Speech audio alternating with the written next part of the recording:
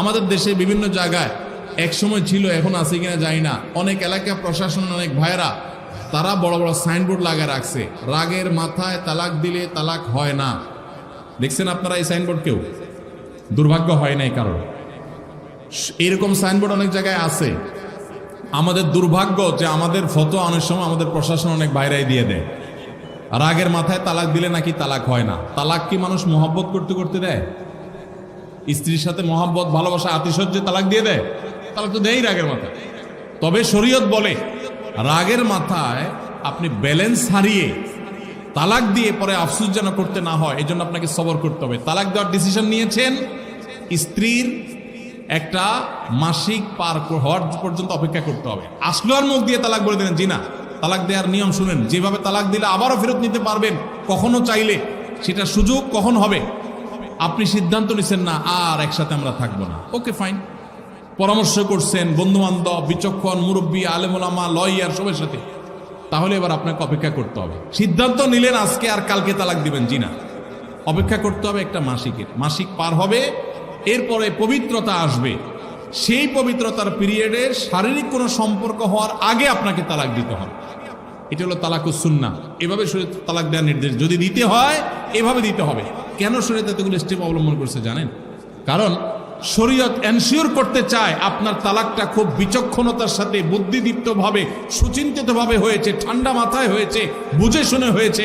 আপনি এটা অ্যাবনর্মাল হয়ে মেজাজ হারিয়ে আপনি মাথা গরম করে দিয়ে ফেলেননি। এটা নিশ্চিত করবার জন্য এতগুলো সময়, এতগুলো স্টেপ নিয়েছে যে একটা মাসিকের পিরিয়ড পার হওয়ার পরও স্বামী স্ত্রী একে অন্যের প্রতি যথেষ্ট আকৃষ্ট হওয়ার কারণ থাকা সত্ত্বেও সেই শারীরিক সম্পর্ক করার আগে আপনি তালাক দিচ্ছেন, মানে হলো যথেষ্ট যৌক্তিকতা আছে এবং আপনি খুব কনভিন্স হয়ে বুঝে শুনে তালাক দিচ্ছেন। এটা এনশিওর করার জন্য শরীয়ত এতগুলো বাঁধ দিয়েছে। এই বাঁধ পার হওয়ার পর আপনাকে তালাক দিতে হবে।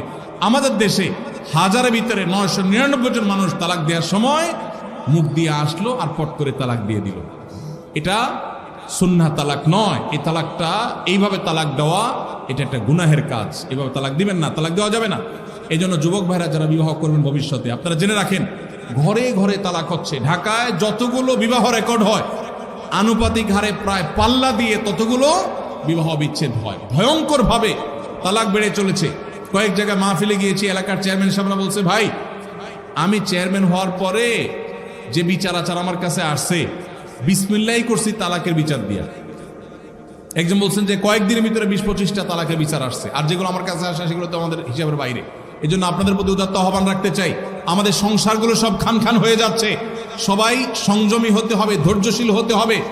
as-sabru জাযাউহু আল জান্নাহ, সবরের বিনিময় আল্লাহ তাআলা জান্নাত দান করবেন। সবাই সবর করবেন তো ইনশাআল্লাহ। দাম আর যা হোক, খবরদার কখনো মাথা গরম করে তালাক দিবেন। আমি যেভাবে বলেছি সুন্নাহসম্মত তালাক, এভাবে যদি পিরিয়ড যাওয়ার পরে, সুস্থ হওয়ার পর, শারীরিক সম্পর্কের আগে একটা তালাক দিবেন, এটা হলো সুন্নত। তালাক কয়টা হবে? একটা। একটার বেশি তালাক দিবেন সেটা জায়েজ হলো না, জায়েজ হবে একটা তালাক। একটা তালাক দিলেন, বাস রেখে দিলেন। 2 মাস 3 মাস পার হয়ে গেল, অটোমেটিক সম্পর্ক ছিন্ন হয়ে গেলে দুজন দুদিকে যেতে পারেন, আলাদা বিয়ে হতে পারে। আবার বহুকাল পরে চাইলে নিজেরা শুধু বিবাহ পড়িয়ে আগ্ধ করে আবার একত্র হয়ে যেতে পারবেন। আর যদি আপনি একটা দিয়েছেন, আবার আরেকটা দিয়েছেন, 6 মাস পর আরেকটা দিয়েছেন, দিয়ে 3টা শেষ করে ফেলছেন, তাহলে আর কখনো বিবাহ যদি মক্কার ইমাম সাহেব এসেও পড়ায়, তারপর আর একসাথে থাকতে পারবেন না। আল্লাহ তাআলা আমাদেরকে এই বিবাহ বন্ধন এবং তালাকের ক্ষেত্রে শরিয়াকে মেনে চলার তৌফিক দান করুন।